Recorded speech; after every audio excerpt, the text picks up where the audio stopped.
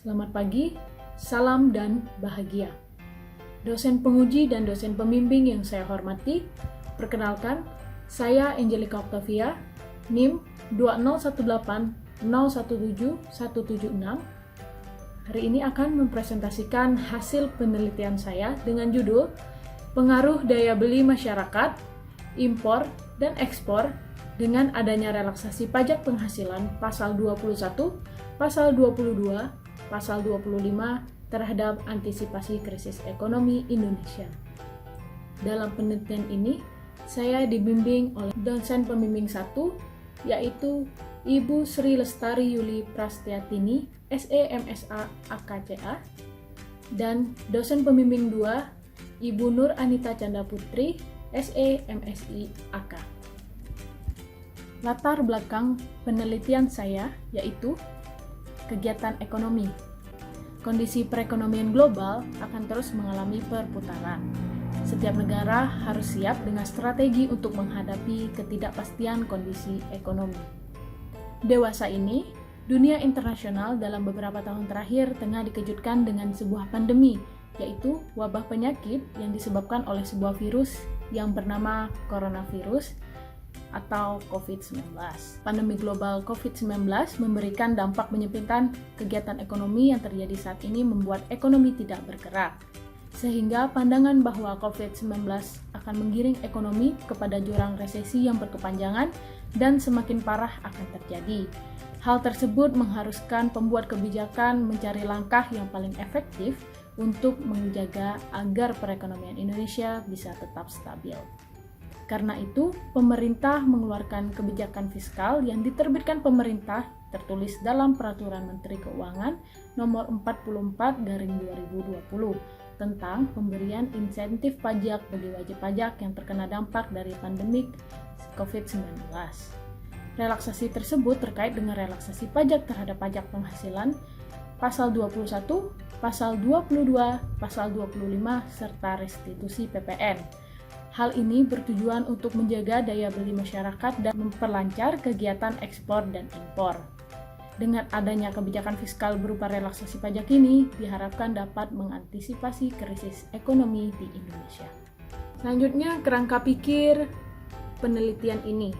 Yang pertama ada H1, yaitu di mana daya beli masyarakat berpengaruh positif terhadap antisipasi krisis ekonomi. Hipotesis 2-nya, impor berpengaruh positif terhadap antisipasi krisis ekonomi. Dan hipotesis ketiga yaitu ekspor berpengaruh positif terhadap antisipasi krisis ekonomi. Metode penelitian. Sifat penelitian ini yaitu kuantitatif. Definisi operasionalnya, yang pertama ada antisipasi krisis ekonomi atau AKE. Kedua, daya beli DB, ketiga impor, IM, dan ekspor, EKS.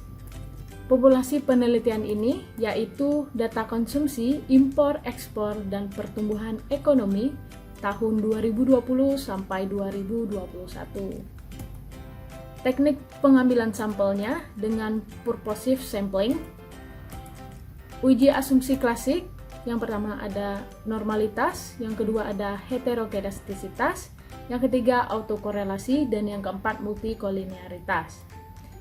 Selanjutnya ada analisis regresi linear berganda, koefisien determinasi goodness of fit. Pengujian hipotesisnya saya uji parsial. Selanjutnya hasil dan pembahasan. Pertama uji asumsi klasik, uji normalitas. Hasil uji normalitas pada tabel tersebut diketahui bahwa besarnya Kolmogorov-Smirnov adalah 0,406 dan signifikan pada 0,996. Hal ini menunjukkan bahwa secara signifikan nilai 0,996 lebih besar dari 0,05 sehingga data normal atau tidak terjadi masalah normalitas. Selanjutnya ada uji heteroskedastisitas. Pada tabel tersebut dapat dilihat bahwa variabel daya beli, impor, dan ekspor memiliki nilai signifikan lebih dari 0,05. Hal ini menunjukkan bahwa data tidak memiliki masalah heteroskedastisitas. Uji autokorelasi. Pada tabel tersebut diketahui bahwa nilai Durbin-Watson-nya sebesar 1,4. Angka ini terletak di antara angka -2 dan positif 2. Hal ini menunjukkan bahwa tidak terdapat masalah atau gejala autokorelasi. Dan uji asumsi klasik yang terakhir yaitu uji multikolinearitas. Berdasarkan tabel tersebut diketahui bahwa nilai VIF masing-masing variabel lebih kecil dari 10, maka dapat disimpulkan bahwa model regresi terbebas dari multikolinearitas. Selanjutnya, analisis regresi linear berganda. Dari tabel diperoleh model regresi linear berganda yaitu AKE sama dengan 11,033 ditambah 0,036 dB dikurang 0,088 IM ditambah 0,356 EKS.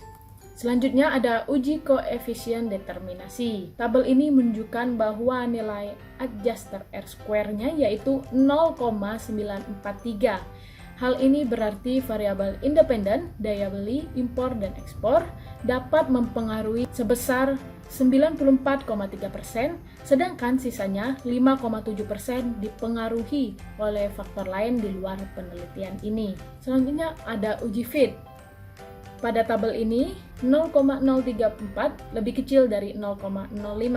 Artinya bahwa secara bersama-sama daya beli, impor, dan ekspor dengan adanya relaksasi pajak berpengaruh secara signifikan terhadap antisipasi krisis ekonomi Indonesia yang mana produk domestik bruto menjadi parameternya. Yang selanjutnya ada pengujian hipotesis. Di sini ada uji T atau uji parsial. Berdasarkan tabel ini dapat diketahui bahwa nilai signifikan variabel lebih kecil dari 0,05 sehingga dapat disimpulkan bahwa daya beli, impor, ekspor dengan adanya relaksasi pajak berpengaruh positif terhadap antisipasi krisis ekonomi Indonesia. Yang terakhir adalah kesimpulan.